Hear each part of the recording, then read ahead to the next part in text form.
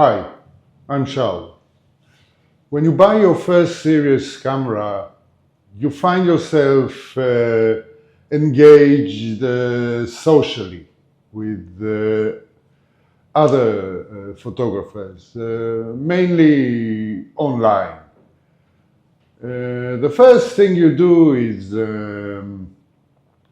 you join a community or a forum with the general subject of photography.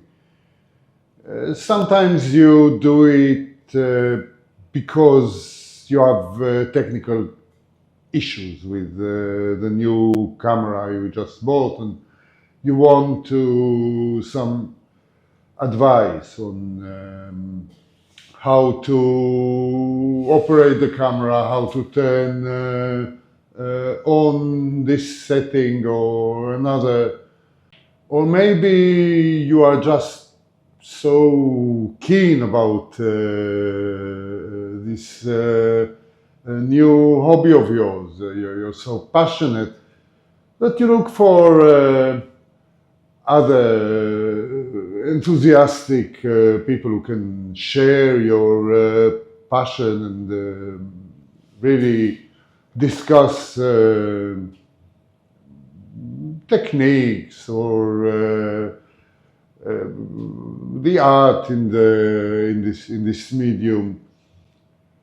Anyway, you very fast find yourself engaged socially in photography, not only as an individual pastime or hobby. And that happens to a lot of us, and especially to the introvert among us. Photography forums online attract a lot of people with different interests.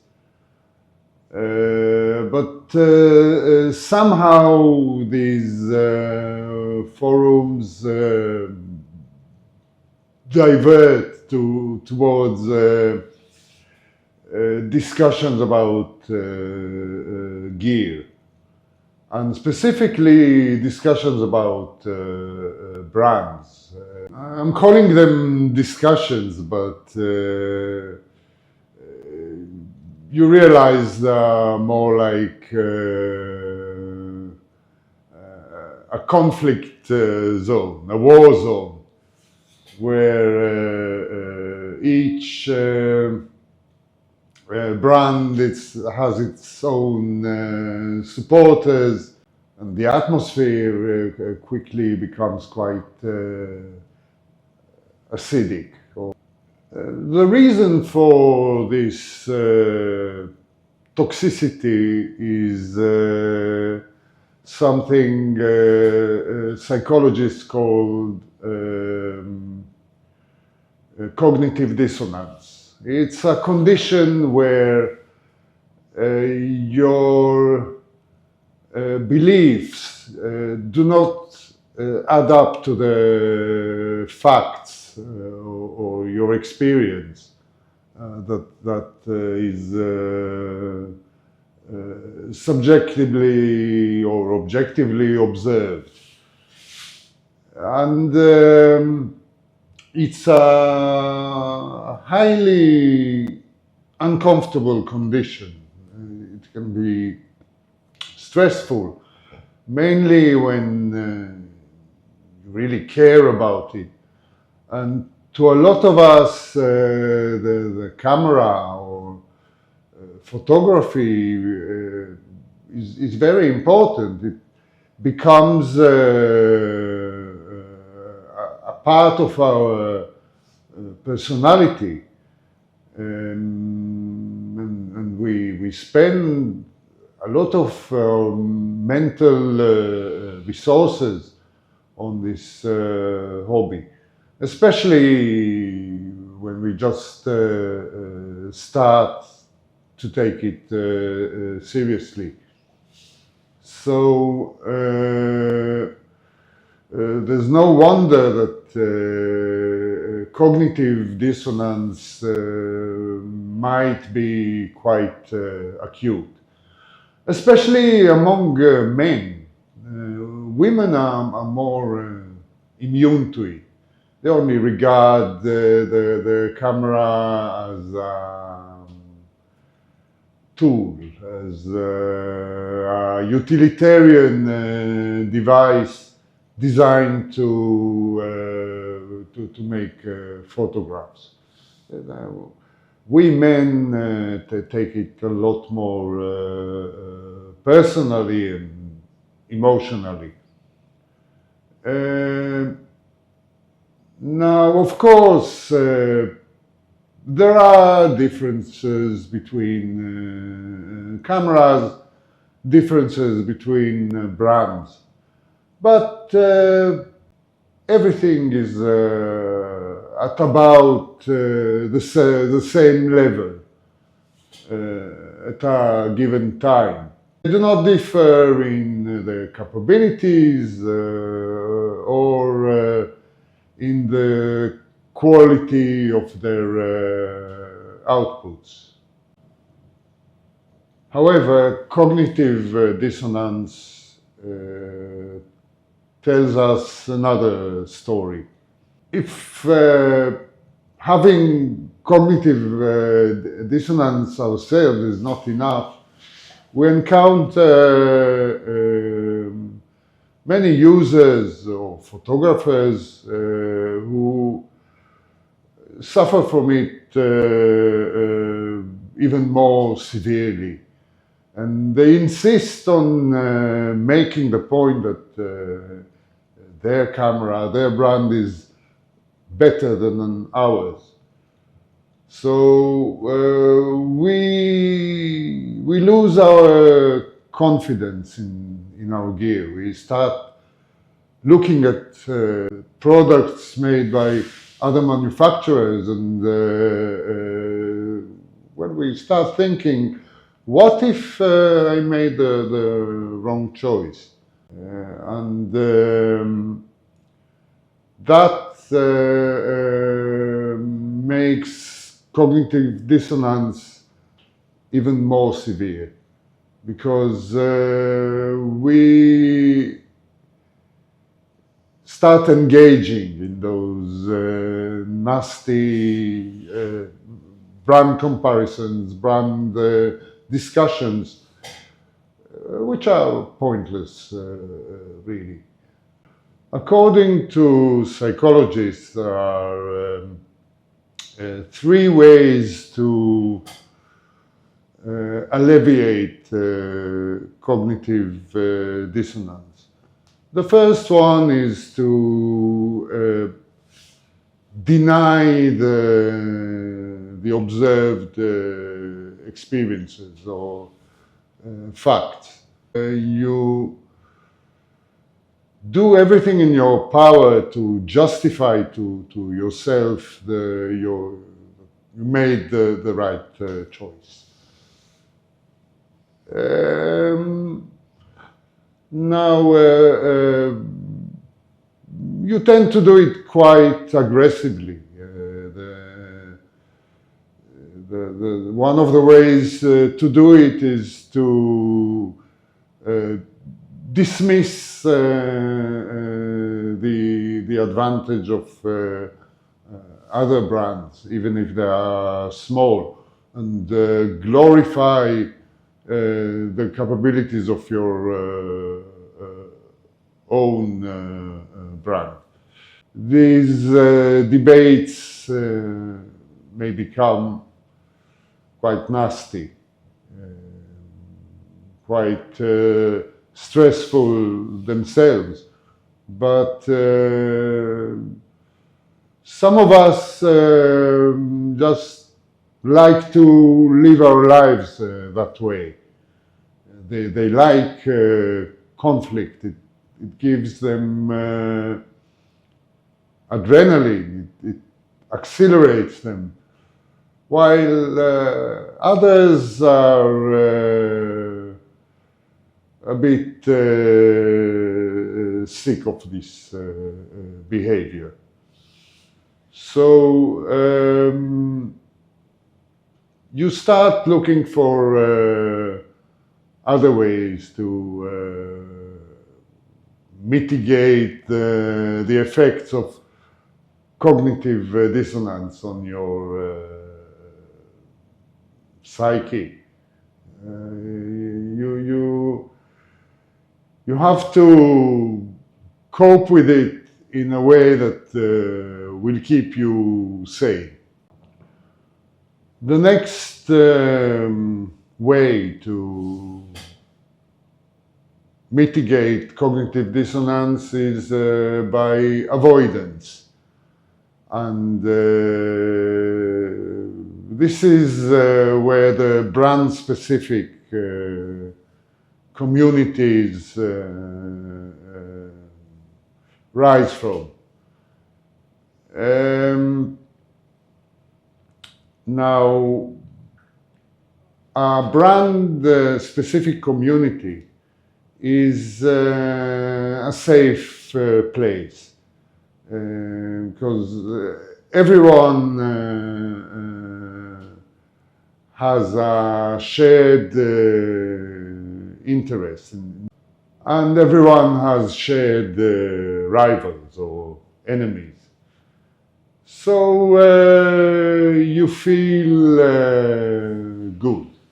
You feel that other people who share your passion, and the level of conflict is kept very low. It's very comfortable to be able to be part of such a supportive community. Now, sometimes the brand-specific communities become interested in specific genres. For example, photographers who use Fuji gear are mainly interested in the documentary or street photography. My explanation for that is that Fuji has followed a certain ethos of making smallish cameras and prime lenses of quite a good quality. And that follows the tradition of documentary photographers from the 1940s, 50s, 60s, who used small cameras, 35mm cameras, as opposed to the larger journalistic cameras that were mostly medium format at the time. Another contributor to this specific interest of Fuji users is the limitation of the autofocus on Fuji cameras. Now, autofocus on Fuji's has improved a lot, but it used to be a real limiting factor to the usability of those cameras. So with that type of fast, reactive, dirty documentary photography, you do not rely very much on autofocus. First of all, you tend to shoot with wider lenses, and you tend to also use zone focusing. Of course, Fuji lenses have distance scale on the focus rings, so that makes zone focusing quite straightforward. Sony users are, I'm sorry for the crude generalization, but to me they look like the more geeky types.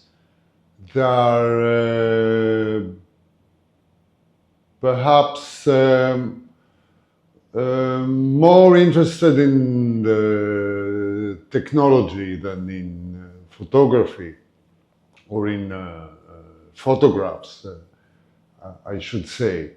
I know I'm exaggerating, but stay with me. Sony is very successful as a camera manufacturer, but it is a corporation that specializes in consumer electronics. Right at the beginning of the venture into full-frame mirrorless cameras, they couldn't even design the lenses for their system, so they had to use Zeiss to design high-end optics. Some of the models they used to make were just proofs of concept. They were not really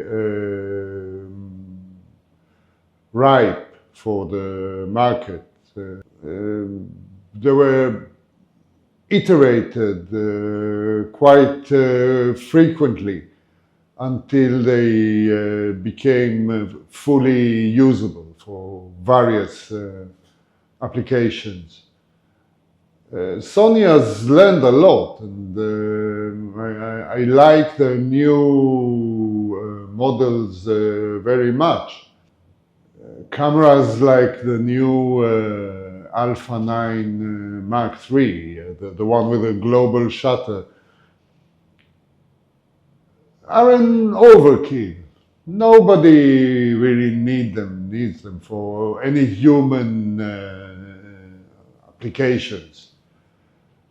So it's really good that one of the manufacturers is testing the water, and not to talk about the fact that Sony makes the sensor for most other brands. But that leaves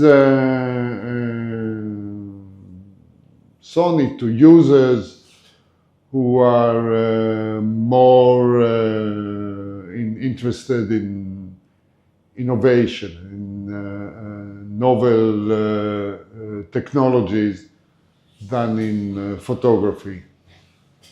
I also have to stress that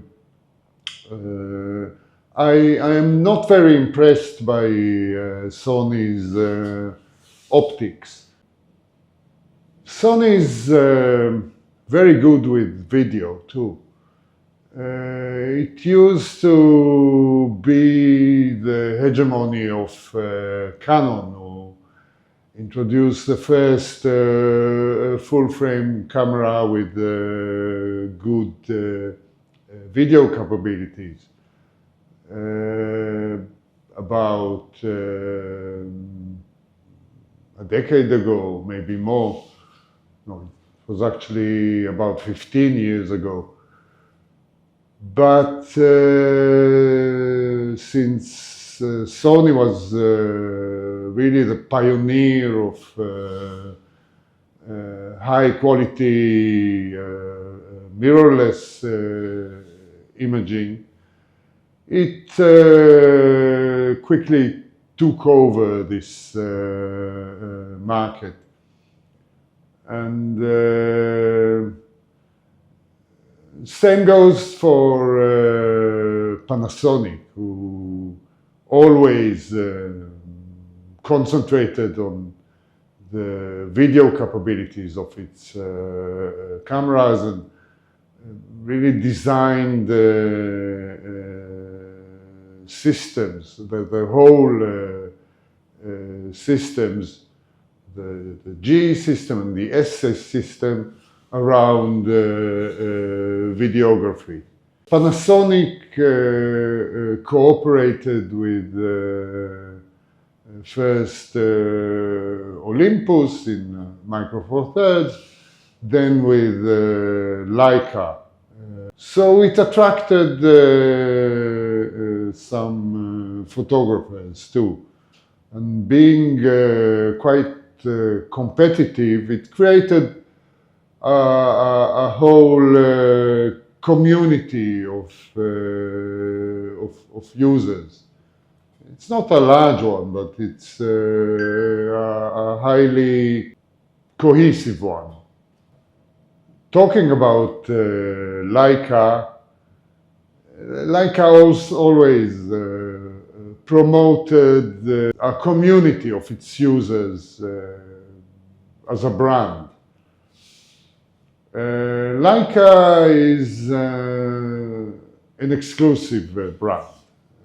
The prices of its cameras and especially lenses are way above anything else in the market. Of course, the quality, especially the optical performance of its lenses is exquisite, except when it's not. But generally speaking, you do get a very good performance, especially the smallish M-mount lenses. But that exclusivity derived by the high cost created a rather exclusive community. Leica users have their own YouTube channels, have their own forums, and they do not mix very well with others. You will not find a lot of Leica users on general photography forums. The Leica users, especially disrespect users of Fuji, who are regarded as Leica wannabes, which is, of course, ridiculous. Well, it goes on and on. Each brand has its own loyal users who communicate with each other on more or less closed, exclusive communities. And each of those communities has its own characteristics. Each of those brand-specific communities has different topics of interest, different genres, and they attract perhaps different types of photographers, of amateur photographers anyway. This leaves a question. Does your camera brand affect your preferred genre? Or does your preferred genre affect the camera brand you choose? I believe the first possibility is the more prevalent one.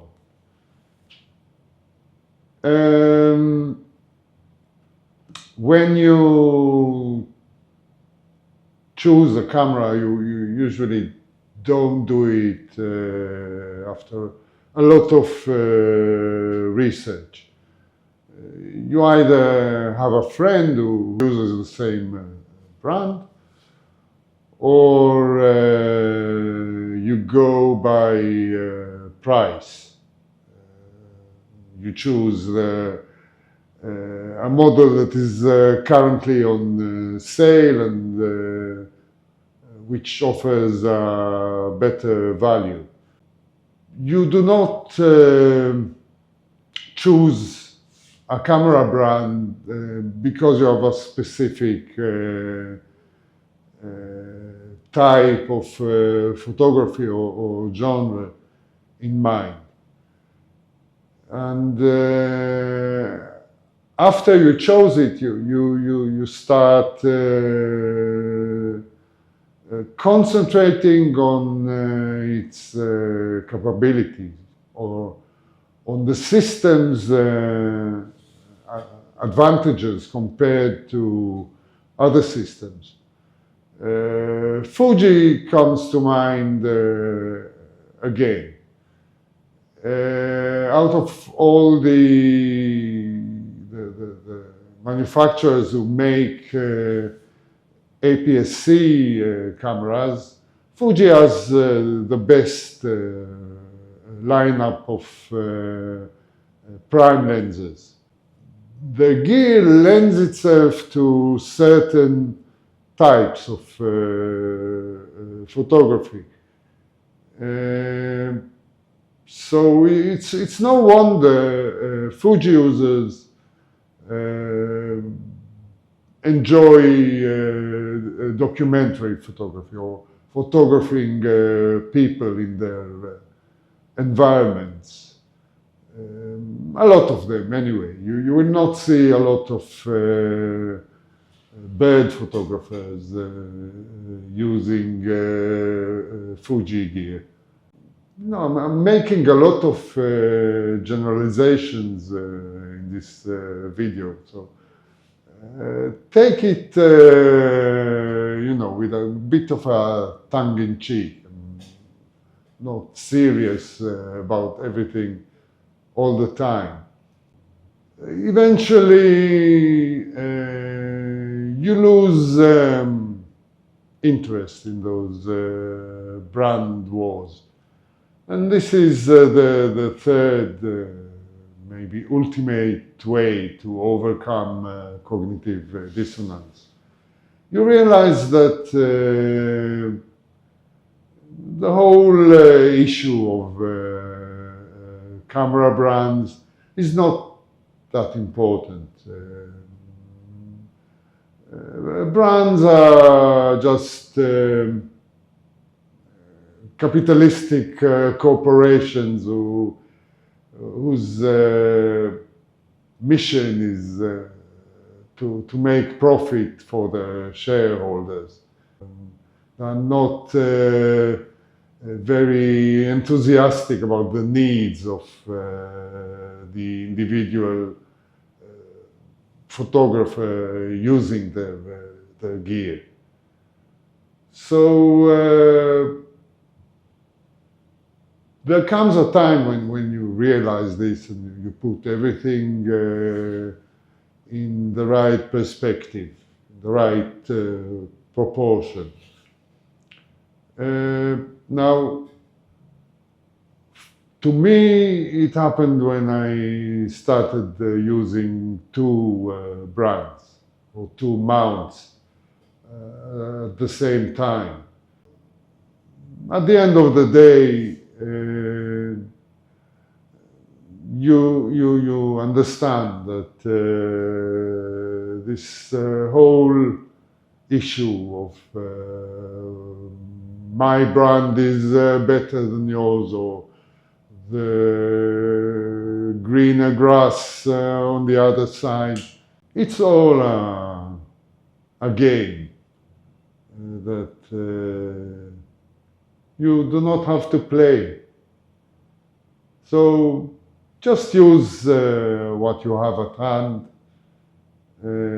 and enjoy your photography.